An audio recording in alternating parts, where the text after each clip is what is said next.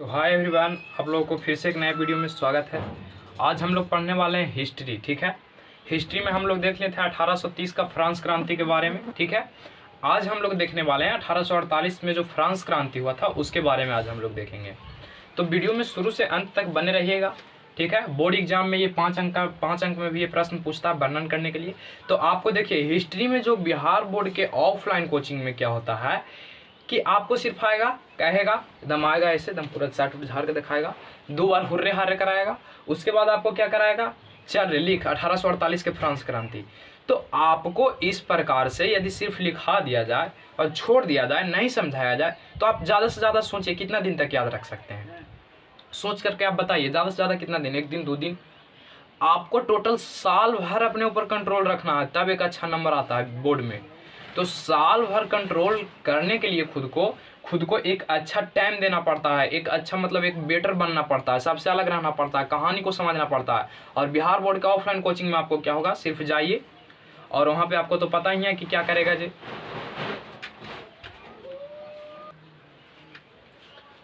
तो चलिए बता रहे थे हम क्या, तो वहाँ पे आप जाइएगा बिहार बोर्ड का ऑफलाइन कोचिंग में, तो आपको यही होगा, लिखाएगा, कह देगा, एग्जाम में आ जाएगा। तो उससे आपको ज़्यादा मार्क नहीं बोर्ड एग्जाम में उठेगा। आपको क्या करना है कि समझना है सबसे पहली बात। और देखिए, बोर्ड एग्जाम के क्वेश्चन में लिखा हुआ रहता है कि विद्यार्थी यथासंभव अपने शब्दों में ही उत्तर दें। ठीक है, तो अपने शब्द में उत्तर कैसे दीजिएगा, जब आप कहानी को समझ ले रहिएगा तभी ना आप दे सकते हैं, नहीं तो कैसे दे सकते हैं। अब कोई आपको से आएगा, आप 1848 के फ्रांस क्रांति नहीं पढ़े हैं, डायरेक्ट आप आएगा, आपको बता देगा, पूछ देगा कोई कि बताइए 1848 का फ्रांस क्रांति क्या है, बता सकते हैं? नहीं बता सकते हैं। तो आपको एक अच्छा तरीका से समझना पड़ेगा। और समझने के लिए आप लोग RS गाइड स्टडी पे जुड़ सकते हैं। समझने के लिए, रटने के लिए नहीं। रटना है तो बहुत सारे चैनल है यूट्यूब पे, आप रटिए, वहाँ से रटाएगा, खूब रटाएगा। तो आपको रटना है या समझना है, दोनों में आप डिसाइड कर सकते हैं। आपके पास क्योंकि दो ऑप्शन है, या तो आप रटिए या तो आप समझिए। तो आप जैसा सोचिए, यदि रटना चाहते हैं तो बहुत सारे चैनल है, आप जाकर के रटिए वहाँ पे। यदि समझना चाहते हैं, यदि कुछ अच्छा करना चाहते हैं, समझाना चाहते हैं किसी और को, तो आपको समझना पड़ेगा। और जब आप समझ जाएंगे तो आपको तो पता है ही है क्या हो सकता है जो। तो इन सारे चीज़ों पे आप ध्यान दीजिए, समझिए, अपने आप को केयर कीजिए, अपने आप पे टाइम इन्वेस्ट कीजिए, तभी आप समझ सकते हैं। बुक रीडिंग करिए, हम ऐसा आपको नहीं कहेंगे जैसे होता है ना, कह देगा कि इतना कंप्लीट कर लो, हो जाएगा, आपको बोर्ड एग्जाम में आ जाएगा। तो ऐसा नहीं होने वाला है।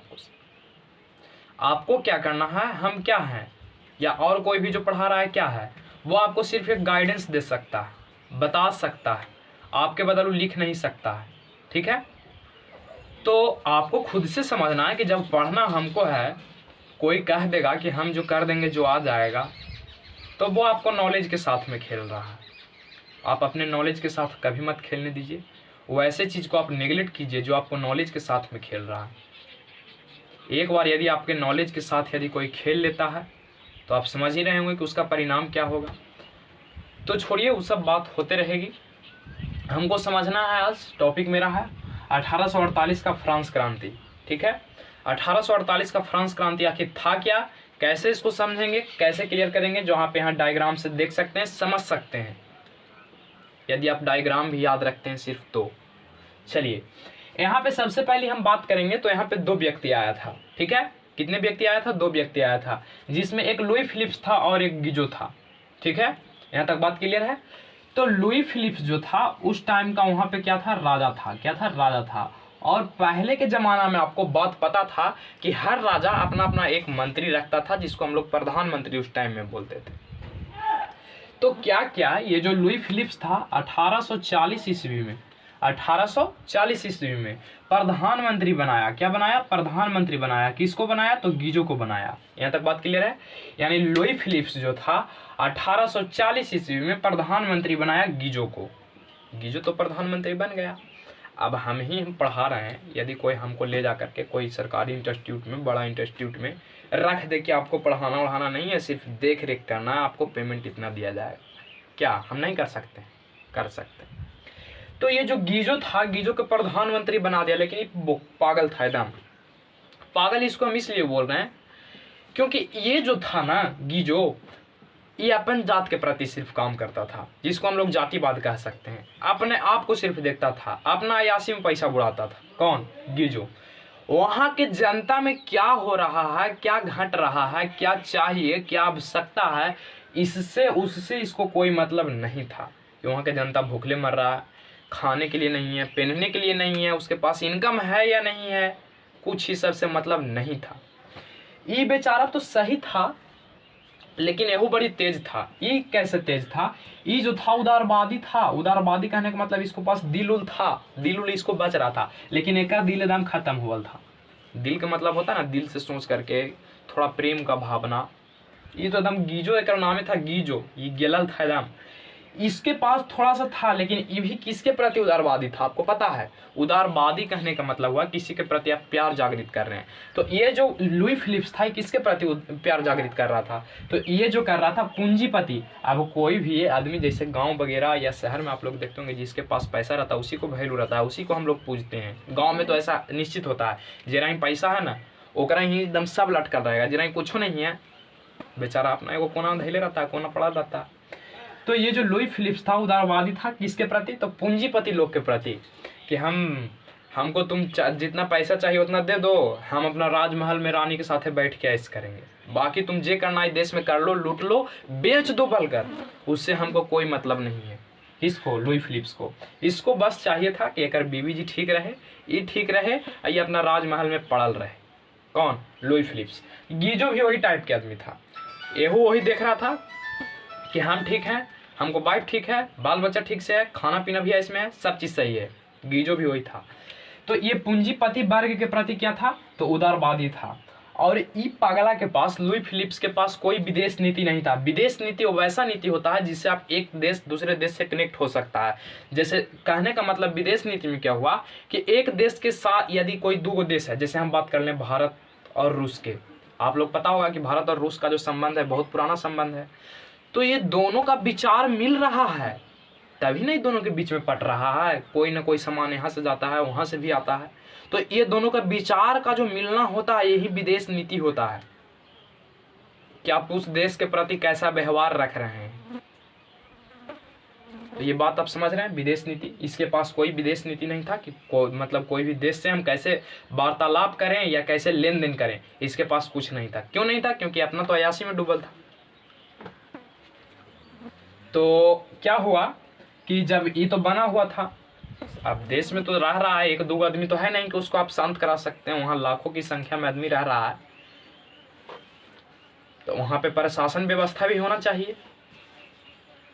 और जब प्रशासन व्यवस्था नहीं रहेगा तो आपको तो पता ही होगा कि कितना बड़ा हंगामा हो सकता है। जैसे इंडिया में भी यदि प्रशासन व्यवस्था ना रहे तो क्या होगा। तो उसी प्रकार से वहाँ के आदमी चाहा कि यहाँ क्या हो, संविधान हो, यहाँ प्रशासन हो। लेकिन ये जो गीजो था पगला, ये बहुत प्रतिक्रियावादी और कट्टरवादी था। कोई कुछ हो देश में सुधार करना चाहता था ना फ्रांस में, तो ये क्या करता था, उसको दबा देता था, जेल में बंद करा देता था, पिटवाता था। कौन? गीजो।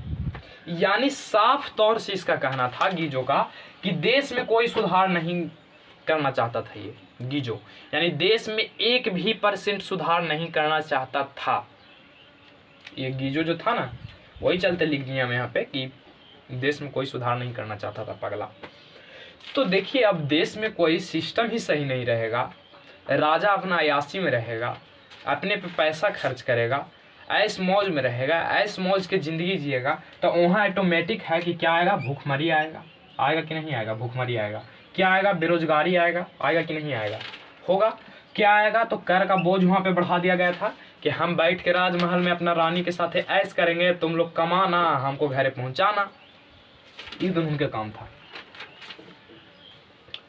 तो आप समझ रहे हैं वहाँ पे क्या क्या आ गया, भूखमरी आ गया, बेरोजगारी आ गया, कर का बोझ, वहाँ पे कर का मतलब जो टैक्स बांध दिया गया था, सबसे ज़्यादा बांध दिया गया था। तो वहाँ के आदमी तो परेशान होबे करेगा, बैठेगा तो कोई नहीं है। अब जाति अत्याचार कीजिएगा तो बैठेगा कोई नहीं ना। तो क्या हुआ कि 22 फरवरी 1848 ईस्वी को थियर्स नाम का एक व्यक्ति था जो पेरिस में एक भोज का आयोजन कराया। भोज का मतलब खाना पीना वाला। तो खाना पीना का बहुत बड़ा से आयोजन कराया, सभी लोगों को समझाया कि ये राजा हमारे प्रति गलत कर रहा है, इसको हम लोगों को गद्दी से उतारना पड़ेगा। कौन कहा? थियर्स और बहुत सारे वहाँ नेता शामिल थे। तो हुआ क्या कि वहाँ तो सब आदमी भर पेट खा लिया, खा पी के कहा कि चलो राजा को उलट देते हैं अब महले के।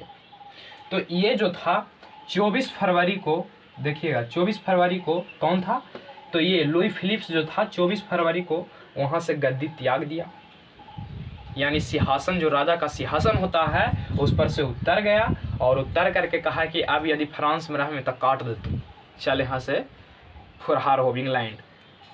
और आपको इंग्लैंड के बारे में एक बात पता होना चाहिए कि इंग्लैंड जो है, आपको तो पता ही है कि जितना चोर चोट्टा डाकू यहाँ कोई भी देश से भागता है इंग्लैंड में जाकर बसता है।